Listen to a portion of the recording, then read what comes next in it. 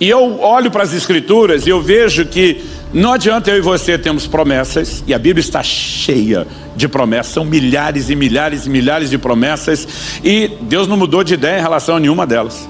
Aliás, quando você lê a declaração de Paulo em 2 Coríntios 1, e diz tantas quantas forem, basicamente Paulo estava na mesma situação que eu, nunca contei para saber quantas são, então ele diz tantas quantas forem, as promessas de Deus, nele está o sim, por meio dele o amém. Cada vez que você se depara com a promessa da Escritura, Deus está gritando lá do céu, sim, amém. Deus está dizendo, eu não mudei de ideia, eu não volto atrás na minha palavra, eu pelo contrário não posso mentir, só aquele que quero cumpri-la.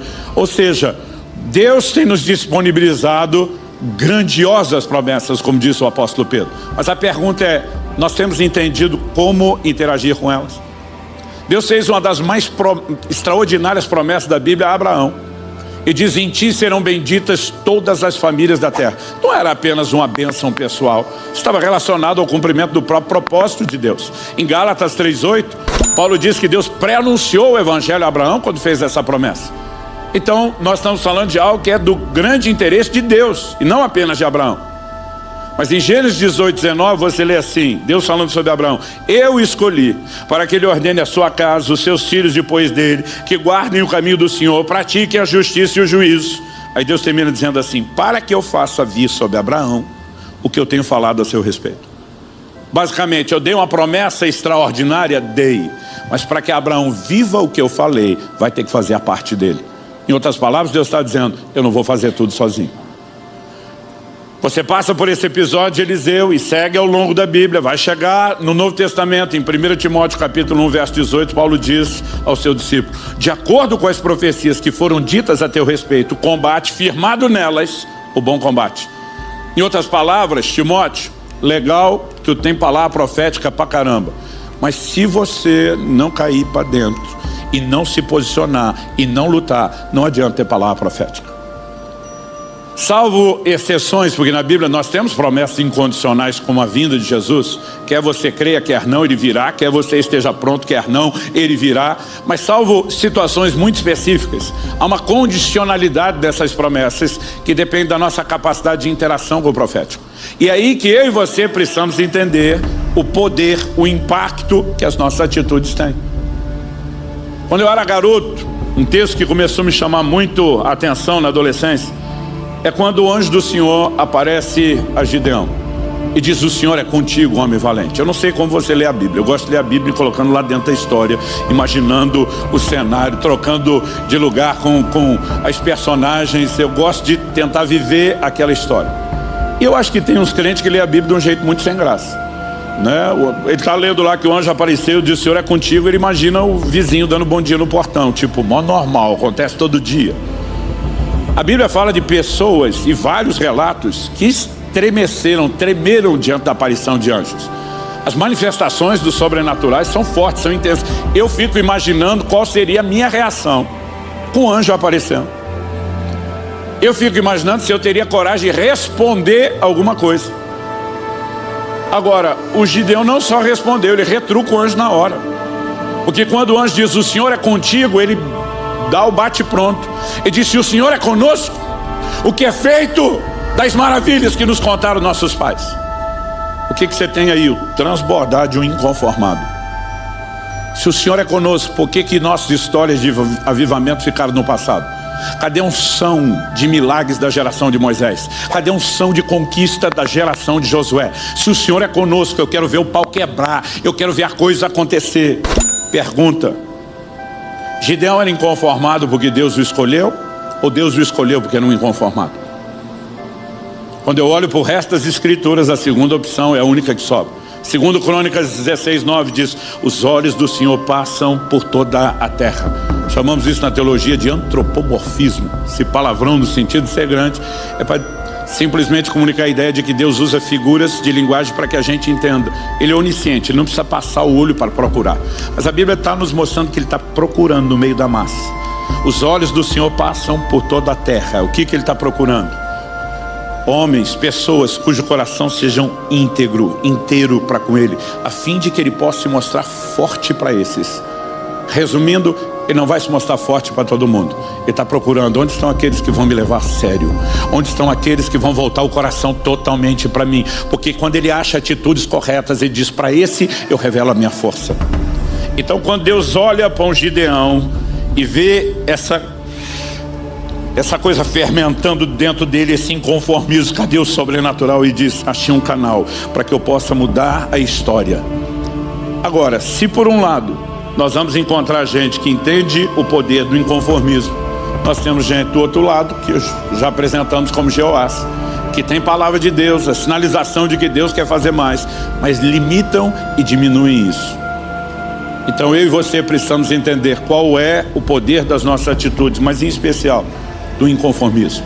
Porque sabemos que o conformismo limita, mas o inconformismo amplia as nossas possibilidades de viver as intervenções de Deus. Segunda coisa que eu quero destacar tem mais a ver com o perfil de Eliseu agora do que de Jeoás. Jeoás nos é apresentado como uma advertência negativa, o exemplo a não ser seguido, mas a Bíblia também nos dá o exemplo positivo a ser seguido.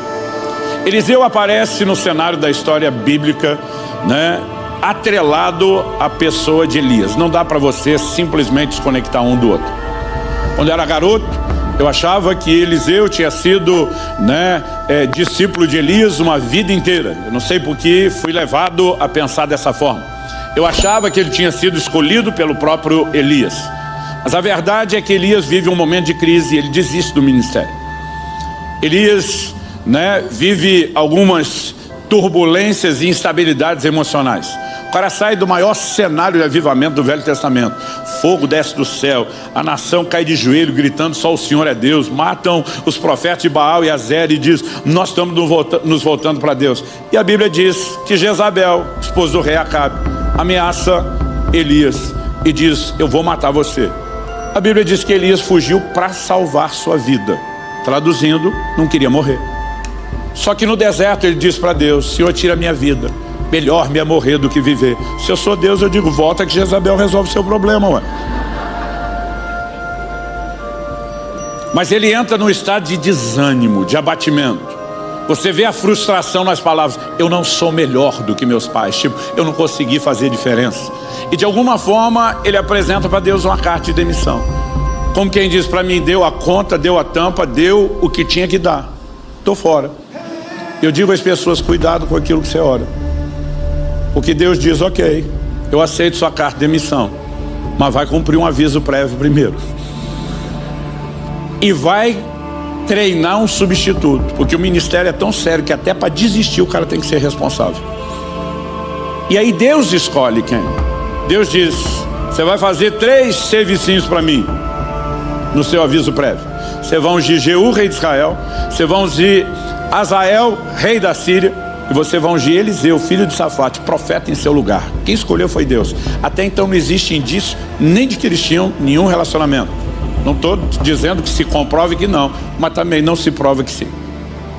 O curioso é que o Elias não ungiu Jeú, rei de Israel, nem Azael, rei da Síria. Quem teve que fazer foi Eliseu. O que para mim é outra atitude dizer: eu estou fora, vou ungir só o substituto. E é o momento que ele vai e joga a capa sobre Eliseu. Você pode ler isso tudo em 2 Reis depois, com mais detalhes. Quando ele lança a capa, ele diz para Eliseu: você sabe o que eu fiz com você? Eliseu diz: deixa só despedir dos pais. Pega uma das juntas de bois que ele estava arando a terra, e ele, na perspectiva dos mais espirituais, faz um sacrifício a Deus. Dos mais carnais, uma churrascada. E ele simplesmente diz: aposentei, abandonei. Ele olha para Elias e diz: estou dentro. A maneira como ele abraça o chamado, para mim já é surpreendente. Porque Elias é um dos maiores vultos do Antigo Testamento. Quando Deus chama Josué para substituir Moisés, ele tem que ficar falando para Josué o tempo todo: não temas, não te espantes, como fui com Moisés, serei contigo. E não dá para julgar o cara.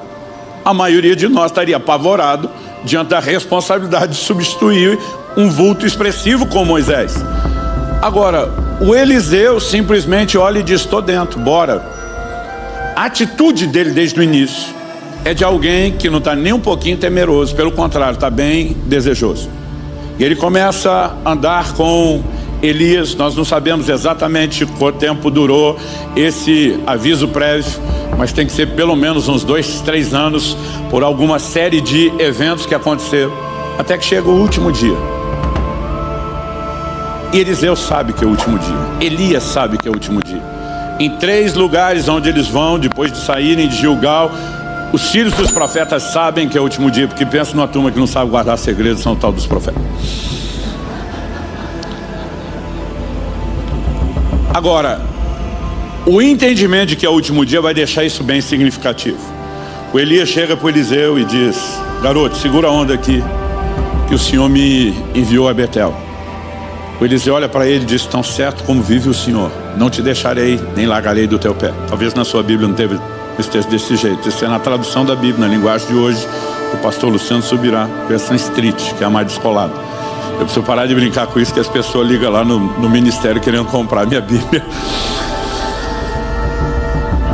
Tão certo como vive o Senhor, não te deixarei, não largarei do teu pé. Então bora, vamos para Betel. Ele faz o que tem que fazer, daqui a pouco ele diz: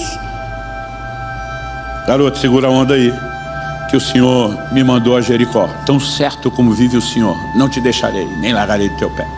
E ele sai na cola. Elias faz o que tem que fazer em Jericó e diz: agora o Senhor me enviou ao Jordão. Imagino que na última, quando começa, eu não sei você, eu imagino, só a minha imaginação mesmo, né? Um Elias já meio estressado pelo teor da conversa. Eu já imagino no lugar de Elias, quando o Eliseu começa o mesmo discurso, repetindo a mesma coisa, eu já imagino no lugar de Elias, remedando Eliseu: tá certo, como vive o Senhor, não te deixarei, não te largarei do seu pé. Por que eu imagino o cara irritado? Porque o Elias olha para ele e diz: que queres que eu te faça antes que eu seja tomado de ti? Essa é a minha leitura do pastor Ebe, com certeza é: meu querido, porventura está faltando alguma coisa, que cada um lê com a sua lente, né? Meu amado. Aí o Eliseu, que parece que estava esperando isso o dia inteiro, dispara: eu quero porção dobrada do Espírito que está sobre você. Mas preste atenção, ele não pediu porção dobrada do Espírito Santo. Já vi muito pregador, né, dizer: peça a porção dobrada do Espírito Santo. Eu digo: você receber essa oração, você morre. Você não aguenta um dele, imagina 2 vezes ele. Quando ele diz: eu quero porção dobrada do teu Espírito, o Espírito está sobre ti, está falando da unção que te define. E aí, qual é a reação do Elias, doutorado no sobrenatural? Dura coisa pediste. Essa expressão traduzida dura coisa lá no hebraico, ela tem 2 possibilidades de significado. A primeira fala de algo difícil, mas o cara está acostumado a ver o sobrenatural. Como assim difícil? A segunda possibilidade é algo que fere, que machuca. Então seria uma espécie de: magoei, quer ser melhor do que eu? Qualquer uma das duas gerou uma reação em Elias de alguém que não quer tomar parte nisso. E ele joga a batata quente para cima e diz: quem decide é Deus. Ele diz: se me vires quando eu for tomar de ti, assim será, senão não. Agora, eu fico imaginando o abusado do Eliseu. O que ele está pedindo? Minha leitura agora, tá? Não vou apresentar isso como doutrina. Imagino o Eliseu olhando para Elias dizendo: véi, se você resolveu desistir do ministério, aposentar antes da hora, apresentou a carta de demissão, o patrão aceitou isso entre vocês, não vou me meter nisso não. Se você precisava de um substituto e de alguma forma Deus, você concordaram que sou eu, me sinto honrado, estou dentro e aceito cobrir a sua. Mas se você pensa que eu vou negar o meu próprio chamado e o meu próprio propósito que Deus tem para a minha vida só para ser o seu step, você está enganado. Eu aceito cobrir a sua sem anular a minha. E como eu já não ia ser em nada menor do que você, eu entro nessa para ser eu e você junto. Ou seja, você vezes 2. E eu fico pensando: abusado. Por que Elias reage do jeito que reagiu? O menino não está falando uma coisa comum, normal. Mas eles passam o Jordão com estilo. Elias pega a capa, fere o Jordão se abre. Milagre que uma geração inteira a de Josué tinha visto e mais ninguém. Agora eles têm a versão VIP, personalizada só para eles. Você consegue imaginar a cena? De novo, eu acho que tem uns crentes que lê a Bíblia de um jeito muito sem graça. O cara lê lá que passou o Jordão a pé enxuto, imagina atravessando a rua na faixa pedestre bom, normal. Eu fico tentando imaginar eu no lugar de Eliseu, me controlando.